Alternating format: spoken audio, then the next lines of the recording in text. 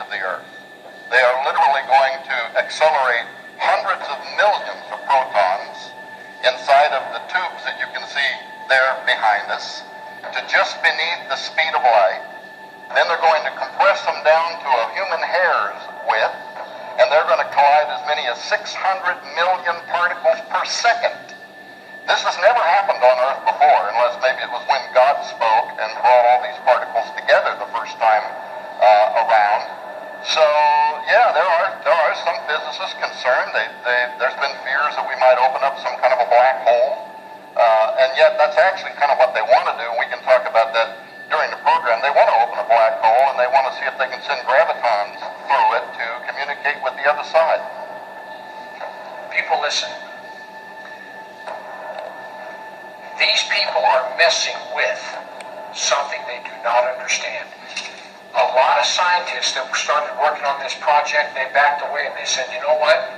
If you turn this thing on full power, we do not know what's going to happen. Number one, this thing could literally create a black hole. When those particles get to spinning, it creates such a humongous magnetic field that, from what I understand, it could literally put a hole right through the center of the Earth, right through the center of where it's sitting, put a hole right through the center of the Earth. It could start a black hole that we can't stop. And the scientists tell them, hey, this could happen. And you know what they think? Well, it probably won't, so let's go ahead. Who are these people? I mean, this thing could destroy the entire planet. They just say, well, let's turn it on. You never know. Yeah, the Higgs boson, the God particle that Zach mentioned, is one of the particles they're looking for. They're looking for quarks. They're looking for gravitons. They want to know, how did God put this all together, and can we take it apart? The Shiva deity that they've got, right outside the main offices there at CERN. Right. But that's what it does. It does the cosmic dance. It's happening right now while you're sitting in this auditorium. It's in CERN, Switzerland. Now, you may not be aware of what's going on over there, but there's a thing over there that's called a Large Hadron Collider, and it is an accelerator. It accelerates particles and then brings them to the point of collision. So this Large Hadron Collider was started up just a few days ago, and it's still in the initial process of being brought online completely. You say, what in the world does something like that have to do with me and the Bible?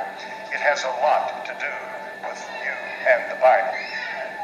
I cannot and will not attempt to speak as a physicist. It would make me look like a fool. My purpose this morning is to try to be a liaison between them and you.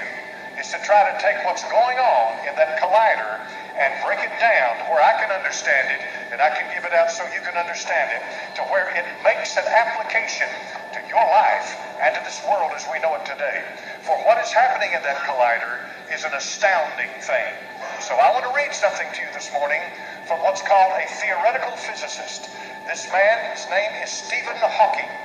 He's well known throughout the world. Anyone that has anything to do with nuclear energy or has anything to do with physics knows this man. And he is one that some rate even on the level of Einstein and that level. And so I want to read to you what this man has to say about what's happening right now in CERN, Switzerland. Listen carefully.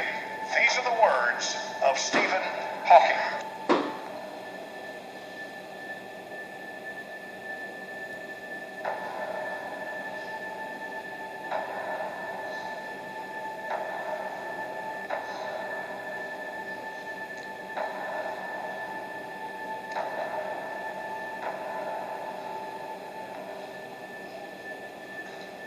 He recently warned the reactivation in March of CERN's large